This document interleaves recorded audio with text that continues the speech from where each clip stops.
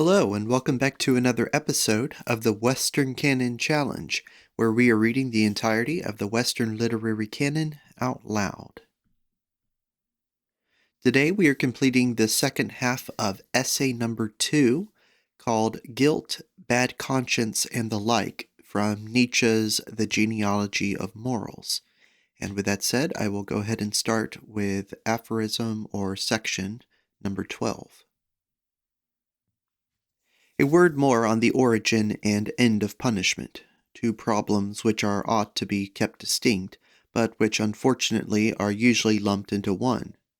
And what tactics have our moral genealogists employed up to the present in these cases? Their inveterate naivete. They find out some quote-unquote end in the punishment, for instance, revenge and deterrence, and then in all their innocence set this end at the beginning, as the reason for the existence of the punishment, and they have done the trick. But the patching up of a history of the origin of law is the last use to which the end in law ought to be put. Perhaps there is no more pregnant principle for any kind of history than the following, which, difficult though it is to master, should nonetheless be mastered in every detail. The origin of the existence of a thing and its final utility, its practical application and incorporation in a system of ends, are by all the heavens opposed to each other. Everything, anything which exists and which prevails anywhere will always be put to new purposes by a force superior to itself, will be commandeered afresh, will be turned and transformed to new uses. All happening in the organic world consists of overpowering and dominating, and again all overpowering and domination is a new interpretation and adjustment, which must necessarily obscure or absolutely extinguish the subsisting meaning and end. The most perfect comprehension of the utility of any physiological organ, or also of a legal institution, social custom, political habit, form in art or in religious worship, does not for a minute imply any simultaneous comprehension of its origin.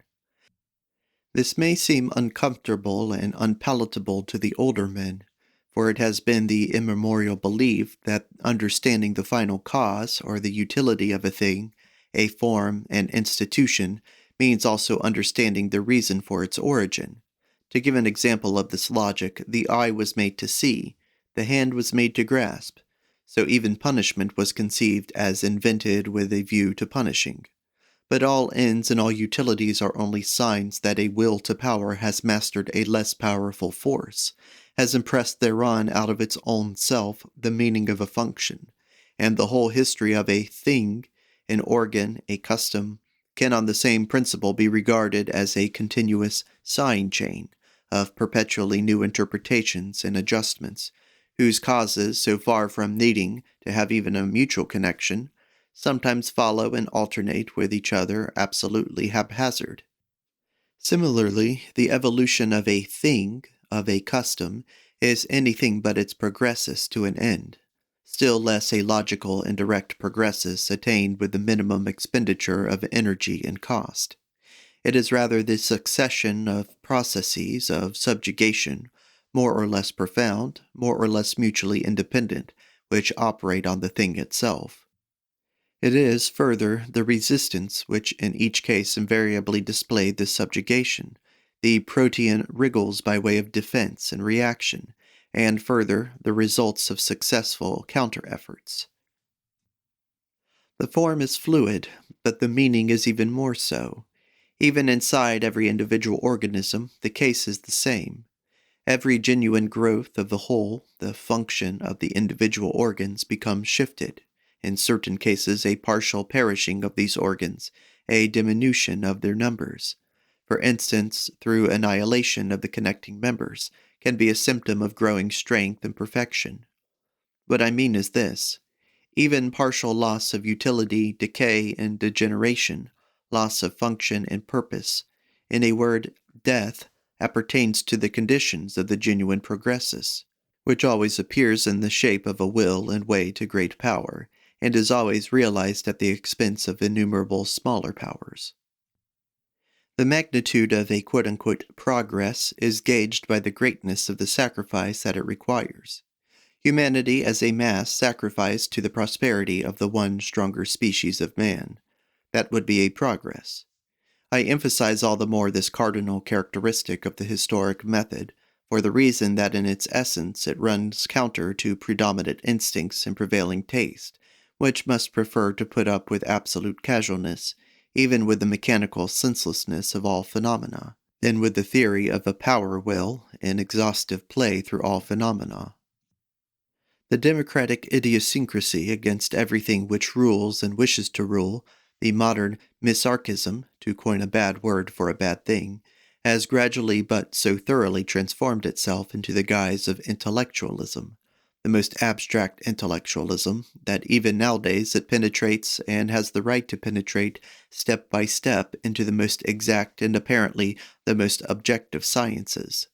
This tendency has, in fact, in my view, already dominated the whole of physiology and biology, and to their detriment, as is obvious in so far as it has spirited away a radical idea, the idea of true activity. The tyranny of this idiosyncrasy, however, results in the theory of adaptation being pushed forward into the van of the argument, exploited. Adaptation. That means to say a second-class activity, a mere capacity for reacting.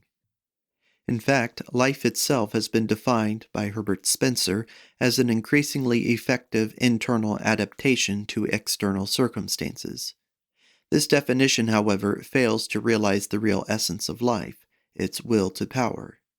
It fails to appreciate the paramount superiority enjoyed by those plastic forces of spontaneity, aggression, and encroachment with their new interpretations and tendencies, to the operation of which adaptation is only a natural corollary. Consequently, the sovereign office of the highest functionaries in the organism itself, among which the life will appears as an active and formative principle, is repudiated. One remembers Huxley's reproach to Spencer of his administrative nihilism, but it is a case of something much more than administration. 13. To return to our subject, namely punishment, we must make consequently a double distinction. First, the relatively permanent element, the custom, the act, the quote-unquote drama, a certain rigid sequence of methods, a procedure. On the other hand, the fluid element, the meaning, the end, the expectation which is attached to the operation of such procedure. At this point, we immediately assume, per analogy, in accordance with the theory of the historic method, which we have elaborated above, that the procedure itself is something older and earlier than its utilization and punishment, that this utilization was introduced and interpreted into the procedure, which had existed for a long time, but whose employment had another meaning. In short, that the case is different from that hitherto supposed by our naif genealogists of morals and of law, who thought that the procedure was invented for the purpose of punishment, in the same way that the hand had been previously thought to have been invented for the purpose of grasping. With regard to the other element in punishment, its fluid element, its meaning, the idea of punishment in a very late stage of civilization, for instance contemporary Europe, is not content with manifesting merely one meaning, but manifests a whole synthesis of meanings. The past general history of punishment, the history of its employment for the whole diverse ends, crystallizes events into a kind of unity which is difficult to analyze into its parts, and which, it is necessary to emphasize, absolutely defies definition. It is nowadays impossible to say definitely the precise reason for punishment. All ideas in which a whole process is promiscuously comprehended elude definition. It is only that which has no history which can be defined. At an earlier stage, on the contrary, that synthesis of meanings appears much less rigid and much more elastic. We can realize how in each individual case the elements of the synthesis change their value and their position, so that now one element and now another stands out and predominates over the others. Nay, in certain cases one element, perhaps the end of deterrence, seems to eliminate all the rest. At any rate, so as to give some idea of the uncertain, supplementary, and accidental nature of the meaning of punishment, and of the manner in which one identical procedure can be employed, and adapted for the most diametrically opposed objects, I will at this point give a scheme that has suggested itself to me, a scheme itself based on comparatively small and accidental material. Punishment, as compensation for the injury sustained by the injured party, in any form whatsoever, including the form of sentimental compensation. Punishment as an isolation of that which disturbs the equilibrium, so as to prevent the further spreading of the disturbance. Punishment as a means of inspiring fear of those who determine and execute the punishment. Punishment as a kind of compensation for advantages which the wrongdoer has up to that time enjoyed, for example, when he is utilized as a slave in the mines. Punishment as the elimination of an element of decay, sometimes of a whole branch, as according to the Chinese laws, consequently as a means to the purification of the race, or the preservation of a social type. Punishment as a festival, as the violent oppression and humiliation of an enemy that has at last been subdued. Punishment as a mnemonic, whether for him who suffers the punishment, the so-called correction, or for the witnesses of that administration. Punishment as the payment of a fee stipulated for by the power which protects the evildoer from the excesses of revenge. Punishment as a compromise with the natural phenomenon of revenge, insofar as revenge is still maintained and claimed as a privilege by the stronger races.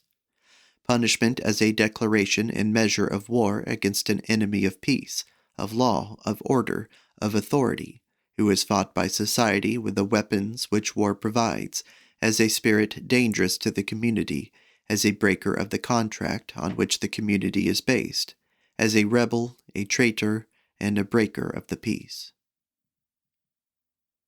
14. This list is certainly not complete. It is obvious that punishment is overloaded with utilities of all kinds. This makes it all the more permissible to eliminate one supposed utility which passes at any rate in the popular mind for its most essential utility, and which is just what even now provides the strongest support for that faith in punishment, which is nowadays for many reasons tottering. Punishment is supposed to have the value of exciting in the guilty the consciousness of guilt. In punishment is sought the proper instrumentum of that psychic reaction which becomes known as a bad conscience, remorse. But this theory is, even from the point of view of the present, a violation of reality in psychology, and how much more is the case when we have to deal with the longest period of man's history, his primitive history. Genuine remorse is certainly extremely rare among the wrongdoers and the victims of punishment. Prisons and houses of correction are not the soil on which this worm of remorse pullulates for choice. This is the unanimous opinion of all conscientious observers, who in many cases arrive at such a judgment with enough reluctance and against their own personal wishes. Speaking generally, punishment hardens and numbs. It produces concentration, it sharpens the consciousness of alienation, it strengthens the power of resistance. When it happens that it breaks the man's energy and brings about a piteous prostration and abjectness, such a result is certainly even less salutary than the average effect of punishment, which is characterized by a harsh and sinister doggedness. The thought of those prehistoric millennia brings us to the unhesitating conclusion that it was simply through punishment that the evolution of the consciousness of guilt was most forcibly retarded, at any rate in the victims of the punishing power. In particular, let us not underestimate the extent to which, by the very sight of the judicial and executive procedure, the wrongdoer is himself prevented from feeling that his deed, the character of his act, is intrinsically reprehensible, for he sees clearly the same kind of acts practiced in the service of justice, and then called good and practiced with a good conscience, acts such as espionage, trickery, bribery, trapping, the whole intriguing and insidious art of the policeman and the informer, the whole system, in fact, manifested in the different kinds of punishment, a system not excused by passion, but based on principle, of robbing, oppressing, insulting, imprisoning, racking, murdering. All this he sees treated by his judges, not as acts meriting censure and condemnation in themselves, but only in a particular context and application. It was not on this soil that grew the bad conscience, that most sinister and interesting plant of our earthly vegetation. In point of fact, throughout a most lengthy period, no suggestion of having to do with a guilty man manifested itself in the consciousness of the man who judged and punished. One had merely to deal with an author of an injury, an irresponsible piece of fate. And the man himself, on whom the punishment subsequently fell like a piece of fate, was occasioned no more of an inner pain than would be occasioned by the sudden approach of some uncalculated event, some terrible natural catastrophe, a rushing, crushing avalanche against which there is no resistance. 15. This truth came insidiously enough to the consciousness of Spinoza, to the disgust of his commentators, who, like Kuno Fischer, for instance, give themselves no end of trouble to misunderstand him on this point. When one afternoon, as he sat raking up who knows what memory, he indulged in the question of what was really left for him personally of the celebrated biting of conscience. Spinoza, who had relegated good and evil to the sphere of human imagination, and indignantly defended the honor of his quote-unquote free God against those blasphemers who affirmed that God did everything with good reason, but this was tantamount to subordinating God to fate, and would really be the greatest of all absurdities. For Spinoza, the world had returned again to that innocence in which it lay before the discovery of the bad conscience. What, then, had happened to the biting conscience? Quote, "The antithesis of joy," end quote, he said at last to himself, quote, "a sadness accompanied by the recollection of a past event which has turned out contrary to all expectation." End quote. Ethics 3, Proposition 18, Scholia 1 and 2. Evildoers have throughout thousands of years felt when overtaken by punishment exactly like Spinoza on the subject of their quote-unquote offense. Quote, "Here is something which went wrong contrary to my anticipation," end quote. Not, quote, "I ought not to have done this," end quote. They submitted themselves to punishment, just as one submits oneself to a disease, to a misfortune, or to death, with that stubborn and resigned fatalism which gives the Russians, for instance, even nowadays the advantage over us Westerners in the handling of life. If at that period there was a critique of action, the criterion was prudence. The real effect of punishment is unquestionably chiefly to be found in a sharpening of the sense of prudence, in a lengthening of the memory, in a will to adopt more of a policy of caution, suspicion, and secrecy, in the recognition that there are many things which are unquestionably beyond one's capacity, in a kind of improvement in self-criticism. The broad effects which can be obtained by punishment in man and beast are the increase of fear, the sharpening of the sense of cunning, the mastery of desires. So it is that punishment tames man, but does not make him quote-unquote better. It would be more correct even to go so far as to assert the contrary. Injury makes a man cunning, says a popular proverb. So far as it makes him cunning, it makes him also bad. Fortunately, it often enough makes him stupid. 16. At this juncture, I cannot avoid trying to give a tentative and provisional expression to my own hypothesis concerning the origin of the bad conscience. It is difficult to make it fully appreciated, and it requires continuous meditation, attention, and digestion. I regard the bad conscience as the serious illness which man was bound to contract under the stress of the most radical change which he has ever experienced. That change when he found himself finally imprisoned within the pale of society and of peace. Just like the plight of the water animals when they were compelled either to become land animals or to perish, so was the plight of these half-animals, perfectly adapted as they were to the savage life of war, prowling and adventure. Suddenly all their instincts were rendered worthless and switched off. Henceforward they had to walk on their feet, carry themselves, whereas heretofore they had been carried by the water. A terrible heaviness oppressed them. They found themselves clumsy in obeying the simplest directions. Confronted with this new and unknown world, they had no longer their old guides. the regulative instincts that had led them unconsciously to safety. They were reduced, were those unhappy creatures, to thinking, inferring, calculating, putting together causes and results, reduced to that poorest and most erratic organ of theirs, their consciousness. I do not believe there was ever in the world such a feeling of misery, such a leaden discomfort. Further, those old instincts had not immediately ceased their demands. Only it was difficult and rarely possible to gratify them. Speaking broadly, they were compelled to satisfy themselves by new and, as it were, hole-and-corner methods. All instincts which do not find a vent without turn inwards. This is what I mean by the growing internalization of man. Consequently, we have the first growth in man of what subsequently was called his soul. The whole inner world, originally as thin as if it had been stretched between two layers of skin, burst apart and expanded proportionately, and obtained depth, breadth, and height when man's external outlet became obstructed. These terrible bulwarks with which the social organization protected itself against the old instincts of freedom, punishments belong preeminently to these bulwarks, brought it about that all those instincts of wild, free, prowling man became turned backwards against man himself. Enmity, cruelty, the delight in persecution, in surprises, change, destruction, the turning all these instincts against their own possessors. This is the origin of the bad conscience.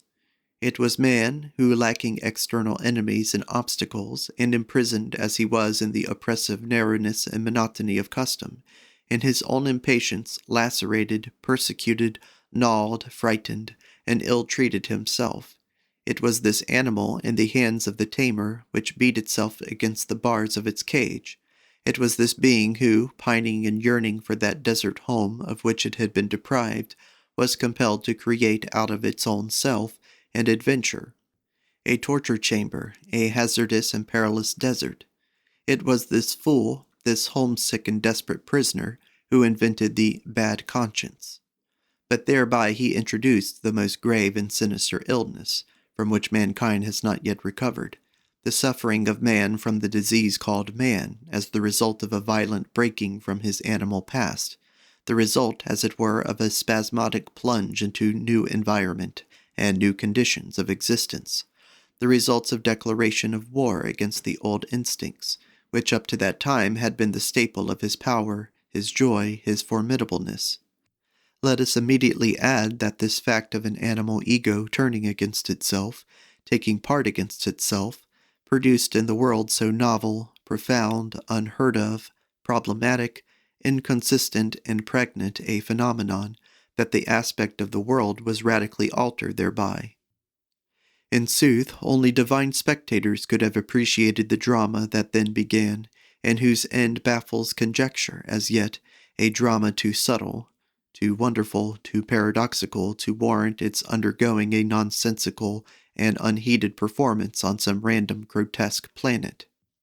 Henceforth, man is to be counted as one of the most unexpected and sensational lucky shots in the game of the big baby of Heraclitus. Whether he be called Zeus or Chance, he awakens on his behalf the interest, excitement, hope, almost the confidence of this being the harbinger and forerunner of something, of man being no end, but only a stage, an interlude, a bridge, a great promise. 17. It is primarily involved in this hypothesis of the origin of the bad conscience, that the alteration was no gradual and no voluntary alteration, and that it did not manifest itself as an organic adaptation to new conditions, but as a break, a jump, a necessity, an inevitable fate, against which there was no resistance and never a spark of resentment. And secondarily, that the fitting of hitherto unchecked and amorphous population into a fixed form, starting as it had done in an act of violence, could only be accomplished by acts of violence and nothing else, that the oldest quote-unquote state appeared consequently as a ghastly tyranny, a grinding, ruthless piece of machinery which went on working till this raw material of a semi-animal populace was not only thoroughly kneaded and elastic, but also molded. I used the word state, my meaning is self-evident, namely a herd of blond beasts of prey, a race of conquerors and masters, which, with all its warlike organization and all its organizing power, pounces with its terrible claws on a population, in numbers possibly tremendously superior, but as yet formless, as yet nomad. Such is the origin of the state. That fantastic theory that makes it begin with a contract is, I think, disposed of. He who can command, he who is a master by nature, he who comes on the scene forceful in deed and gesture, what has he to do with contracts?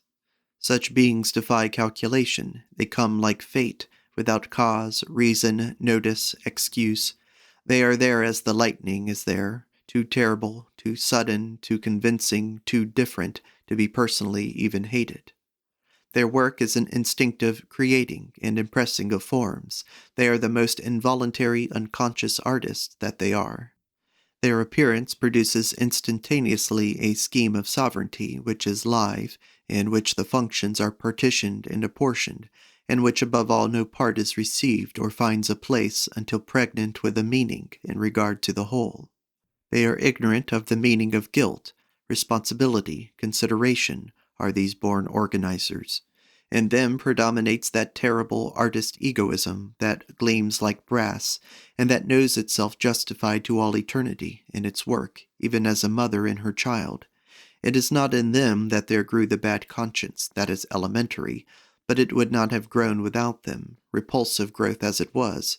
It would be missing, had not a tremendous quantity of freedom been expelled from the world by the stress of their hammer strokes, their artist violence, or been at any rate made invisible, and as it were latent.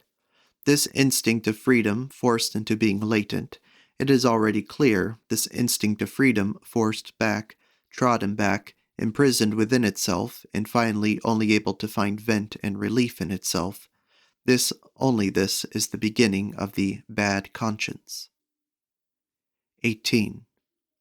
Beware of thinking lightly of this phenomenon, by reason of its initial painful ugliness.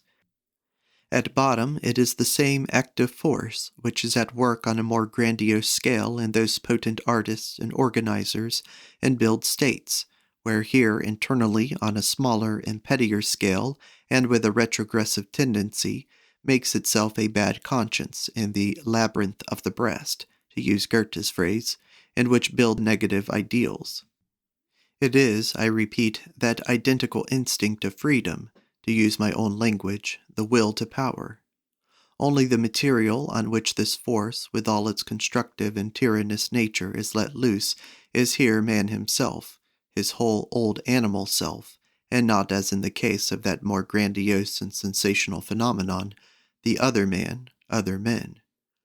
This secret self-tyranny, this cruelty of the artist, this delight in giving a form to oneself as a piece of difficult, refractory, and suffering material, and burning in a will a critique, a contradiction, a contempt, a negation, this sinister and ghastly labor of love on the part of a soul whose will is cloven in two within itself, which makes itself suffer from delight and the infliction of suffering, this wholly active bad conscience has finally, as one already anticipates, true fountainhead as it is of idealism and imagination, produced an abundance of novel and amazing beauty and affirmation, and perhaps has really been the first to give birth to beauty at all.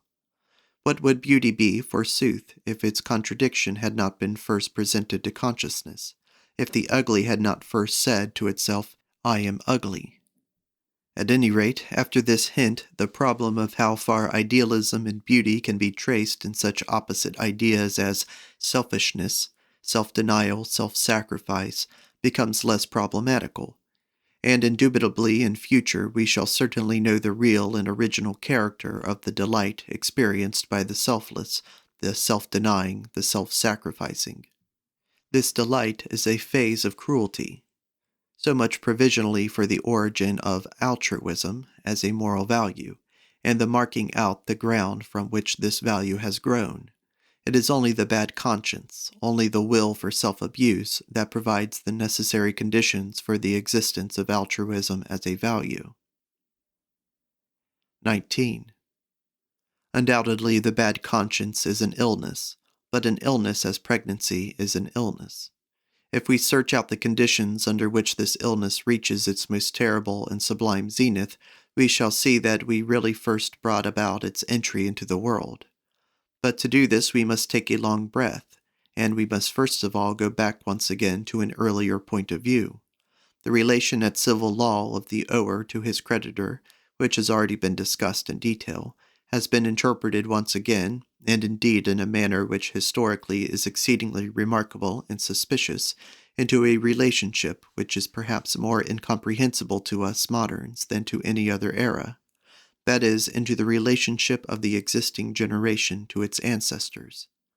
Within the original tribal association, we are talking of primitive times, each living generation recognizes a legal obligation towards the earlier generation, and particularly towards the earliest, which founded the family, and this is something much more than a mere sentimental obligation, the existence of which during the longest period of man's history is by no means indisputable. There prevails in them the conviction that it is only thanks to sacrifices and efforts of their ancestors that the race persists at all, and that this has to be paid back to them by sacrifices and services. Thus is recognized the owing of a debt, which accumulates continually by reason of these ancestors never ceasing in their subsequent life as potent spirits to secure by their power new privileges and advantages to the race. Gratis, perchance? But there is no gratis for that raw and mean-souled age. What return can be made? Sacrifice, at first, nourishment and its crudest sense, festivals, temples, tributes of veneration above all, obedience, since all customs are qua works of the ancestors, equally their precepts and commands. Are the ancestors ever given enough? This suspicion remains and grows. From time to time it extorts a great wholesale ransom, something monstrous in the way of repayment of the creditor, the notorious sacrifice of the firstborn, for example, blood, human blood in any case. The fear of ancestors and their power, the consciousness of owing debts to them, necessarily increases, according to this kind of logic, in the exact proportion that the race itself increases, that the race itself becomes more victorious, more independent, more honored, more feared. This, and not the contrary, is the fact. Each step towards race decay, all disastrous events, all symptoms of degeneration, of approaching disintegration, always diminish the fear of the founder's spirit, and whittle away the idea of his sagacity, providence, and potent presence. Conceive this crude kind of logic carried to its climax. It follows that the ancestors of the most powerful races must, through the growing fear that they exercise on the imaginations, grow themselves into monstrous dimensions, and become relegated to the gloom of a divine mystery that transcends imagination. The ancestor becomes at last necessarily transfigured into a god. Perhaps this is the very origin of the gods, that is, an origin from fear. And those who feel bound to add, but from piety also, will have difficulty in maintaining this theory with regard to the primeval and longest periods of the human race. And, of course, this is even more the case as regards the middle period, the formative period of the aristocratic races. The aristocratic races which have given back with interest to their founders, the ancestors, heroes, gods, all those qualities which in the meanwhile have appeared in themselves, that is, the aristocratic qualities. We will later on glance again at the ennobling and promotion of the gods, which of course is totally distinct from their sanctification. Let us now provisionally follow to its end the course of the whole of this development of the consciousness of owing. 20. According to the teaching of history, the consciousness of owing debts to the deity by no means came to an end with the decay of the clan organization of society, just as mankind has inherited the ideas of good and bad from the race nobility, together with its fundamental tendency towards establishing social distinctions. So with the heritage of the racial and tribal gods, it has also inherited the incubus of debts, as yet unpaid, and the desire to discharge them. The transition is affected by those large populations of slaves and bondsmen, who, whether through compulsion or through submission and mimicry, have accommodated themselves to the religion of their masters. Through this channel, these inherited tendencies inundate the world. The feeling of owing a debt to the deity has grown continuously for several centuries, always in the same proportion in which the idea of God and the consciousness of God have grown and become exalted among mankind. The whole history of ethnic fights, victories, reconciliations, amalgamations, everything, in fact, which precedes the eventual classing of all the social elements in each great race synthesis, are mirrored in the hodgepodge genealogy of their gods, in the legends of their fights, victories, and reconciliations. Progress towards the universal empires invariably means progress towards the universal deities. Despotism, with its subjugation of the independent nobility, always paves the way for some system or other of monotheism. The appearance of the Christian God as the record God up to this time has for that very reason brought equally into the world the record amount of guilt consciousness. Granted that we have gradually started on the reverse movement, there is no little probability in the deduction, based on the continuous decay in the belief in the Christian God, to the effect that there also already exists a considerable decay in the human consciousness of owing, ought. In fact, we cannot shut our eyes to the prospect of the complete and eventual triumph of atheism freeing mankind from all this feeling of obligation to their origin, their causa prima. Atheism and a kind of second innocence complement and supplement each other. 21. So much for my rough and preliminary sketch of the interrelation of the ideas ought, own, and duty with the postulates of religion. I have intentionally shelved up to the present the actual moralization of these ideas, their being pushed back into the conscience, or more precisely, the interweaving of the bad conscience with the idea of God. And at the end of the last paragraph, used language to the effect that this moralization did not exist, and that consequently these ideas had necessarily come to an end, by reason of what had happened to their hypothesis, the credence in our creditor and God. The actual facts differ terribly from this theory. It is with the moralization of the ideas ought and duty, and with their being pushed back into bad conscience, that comes the first actual attempt to reverse the direction of the development we have just described, or at any rate to arrest its evolution.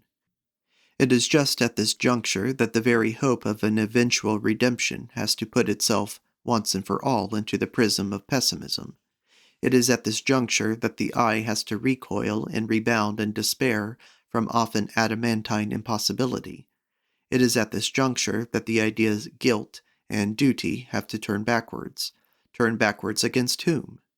There is no doubt about it, primarily against the ower, in whom the bad conscience now establishes itself, eats, extends, and grows like a polypus throughout its length and breadth, all with such virulence that at last, with the impossibility of paying the debt, there becomes conceived the idea of the impossibility of paying the penalty, the thought of its inexpiability, the idea of eternal punishment.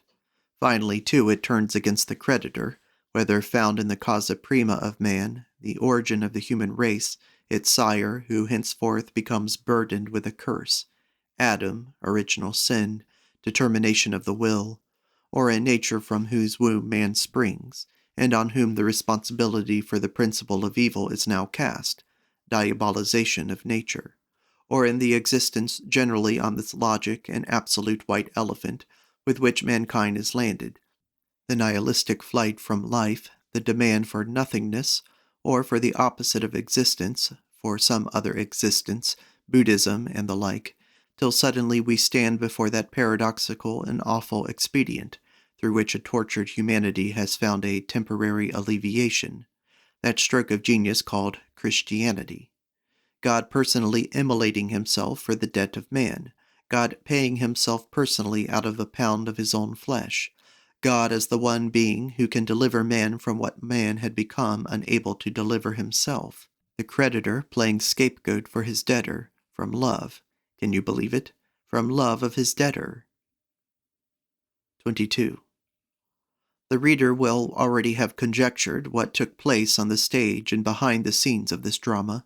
That will for self-torture, that inverted cruelty of the animal man, who, turned subjective and scared into introspection, and caged as he was in the state as part of his taming process, invented the bad conscience so as to hurt himself after the natural outlet for this will to hurt became blocked. In other words, this man of the bad conscience exploited the religious hypothesis so as to carry his martyrdom to the ghastliest pitch of agonized intensity. Owing something to God, this thought becomes his instrument of torture. He apprehends in God the most extreme antitheses that he can find to his own characteristic and ineradicable animal instincts. He himself gives a new interpretation to these animal instincts as being against what he owes to God, as enmity, rebellion, and revolt against the Lord, the Father, the Sire, the beginning of the world. He places himself between the horns of the dilemma, God and devil. Every negation which he is inclined to utter to himself, to the nature, naturalness, and reality of his being, he whips into an ejaculation of yes, uttering it as something existing, living, efficient, as being God, as the holiness of God, the judgment of God, as the hangmanship of God, as transcendence, as eternity, as unending torment, as hell, as infinity of punishment and guilt. This is a kind of madness of the will in the sphere of psychological cruelty which is absolutely unparalleled.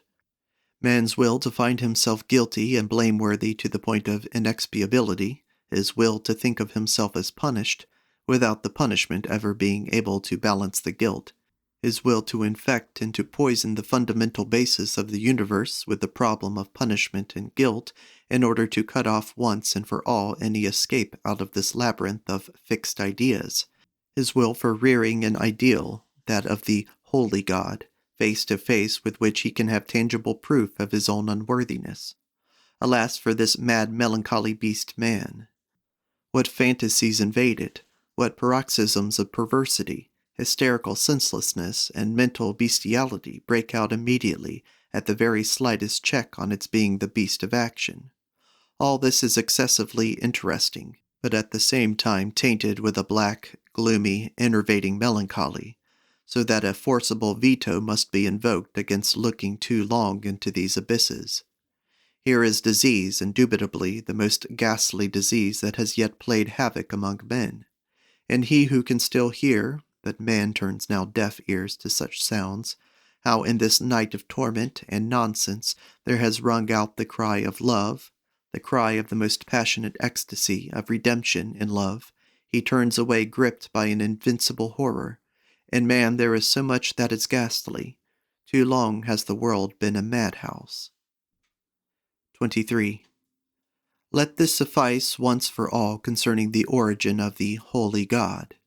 The fact that in itself the conception of gods is not bound to lead necessarily to this degradation of the imagination, a temporary representation of whose vagaries we felt bound to give, the fact that there exist nobler methods of utilizing the invention of gods than in this self-crucifixion and self-degradation of man, in which the last 2,000 years of Europe have been past masters, these facts can fortunately be still perceived from every glance that we cast at the Grecian gods, these mirrors of noble and grandiose men, in which the animal in man felt itself deified, and did not devour itself in subjective frenzy.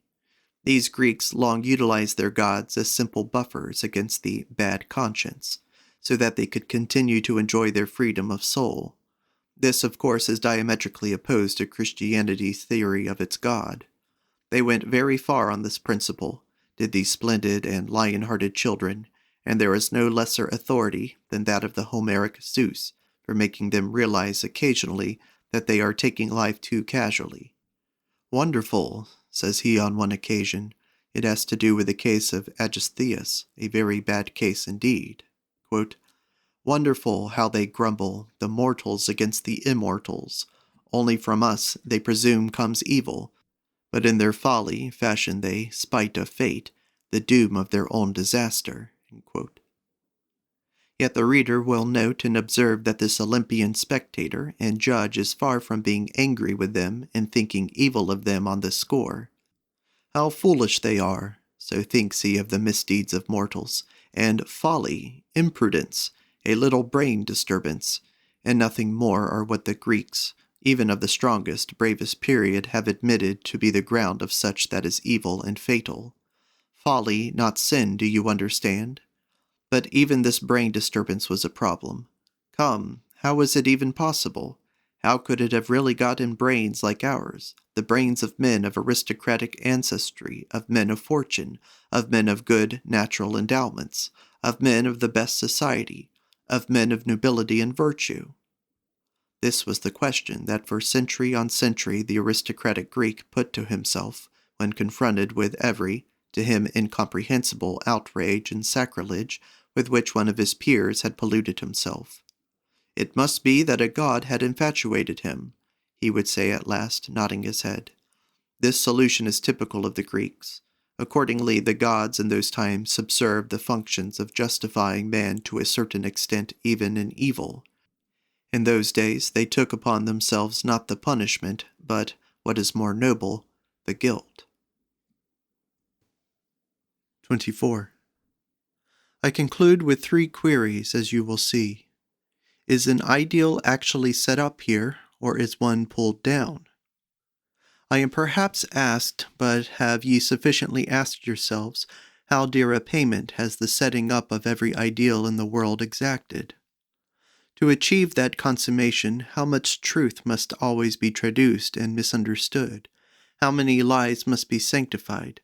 How much conscience has got to be disturbed? How many pounds of God have got to be sacrificed every time? To enable a sanctuary to be set up, a sanctuary has got to be destroyed. That is a law. Show me an instance where it has not been fulfilled.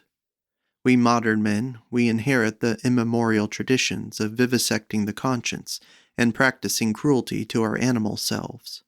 That is the sphere of our most protracted training, perhaps our artistic prowess, at any rate our dilettantism, and our perverted taste.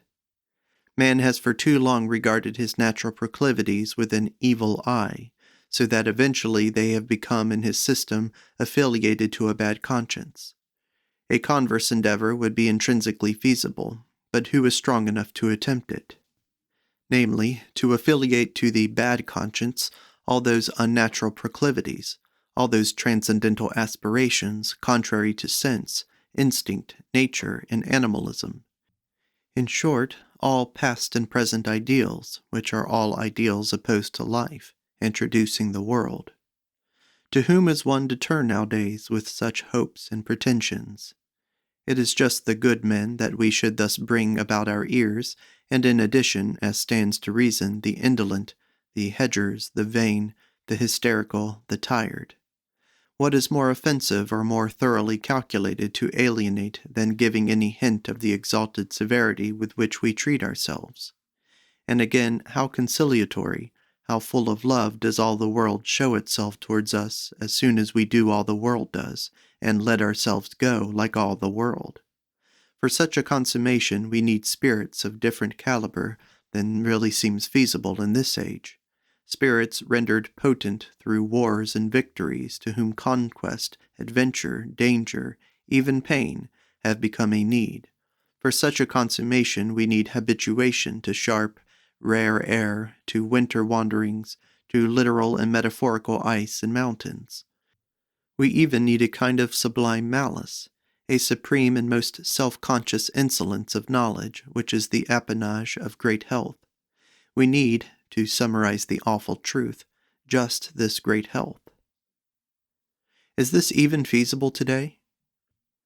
But someday, in a stronger age than this rotting and introspective present, must he in sooth come to us, even the Redeemer of great love and scorn, the creative spirit, rebounding by the impetus of his own force back again away from every transcendental plane and dimension.